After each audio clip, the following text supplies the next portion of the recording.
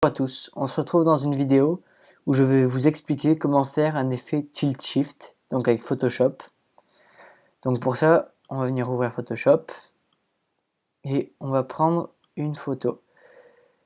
Donc pour que ça marche mieux, il faut que la photo soit prise d'assez loin et un peu en hauteur, si possible en contre-plongée, donc comme ici.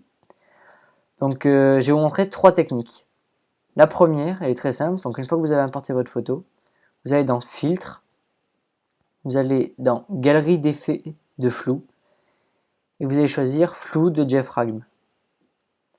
Vous allez obtenir un cercle comme ceci, donc qu'on peut venir faire pivoter ici pour l'ajuster là où on veut. Donc moi là par exemple ça va être le train que je vais vouloir rendre en effet maquette. Donc on peut étirer et venir voilà donc rajouter. Donc une fois qu'on a fait ça, donc on vient resserrer.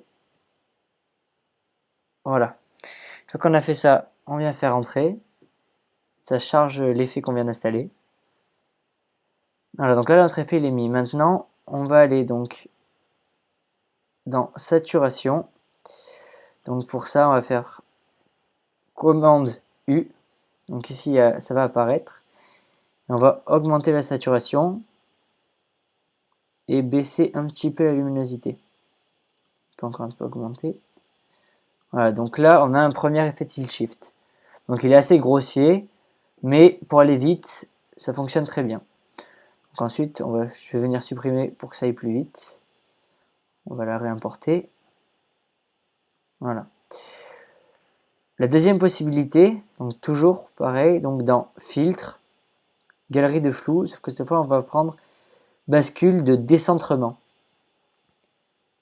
Ça apparaît comme ça. Donc pareil, on peut faire pivoter pour venir choisir l'axe qu'on veut. Donc moi je vais garder un axe assez horizontal. Et on peut venir ici donc là, on va pouvoir venir ici donc ajuster la zone de netteté. Ici remonter la zone de flou. Donc entre les deux lignes du milieu, c'est la zone de netteté. Entre cette ligne et cette ligne, c'est la zone de fondu du flou.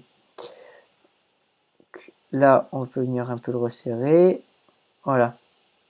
Et on peut venir régler l'intensité du flou justement en déplaçant ici. Donc, comme intensité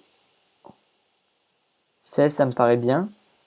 On vient faire entrer. Pareil, ça se charge. Et comme tout à l'heure, commande U. Et on vient augmenter la saturation. Voilà donc encore une possibilité. Et la dernière, donc on va réimporter. Elle est un petit peu plus longue, mais pour moi c'est la plus précise et celle qui a un meilleur rendu. Donc on va prendre ici l'outil, donc outil sélection rapide.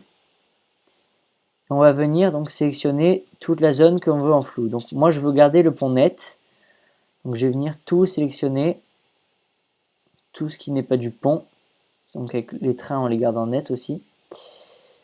Donc voilà, c'est celle qui est un peu plus longue parce qu'il faut venir sélectionner, vraiment faire attention à bien sélectionner toutes les parties qu'on va mettre en flou. Donc on vient sélectionner jusqu'au bout. Là on va descendre jusqu'en bas. Voilà. On remonte, on fait attention à ne pas prendre le train.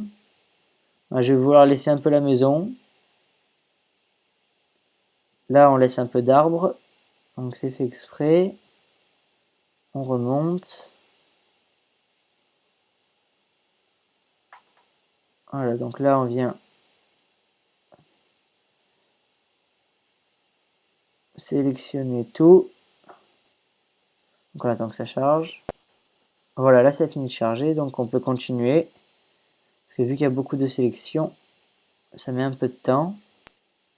Voilà, une fois qu'on a tout sélectionné, on vient faire filtre, flou.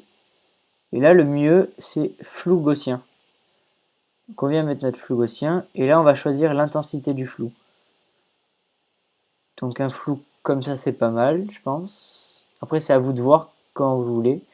Bon, là j'ai enlevé la sélection.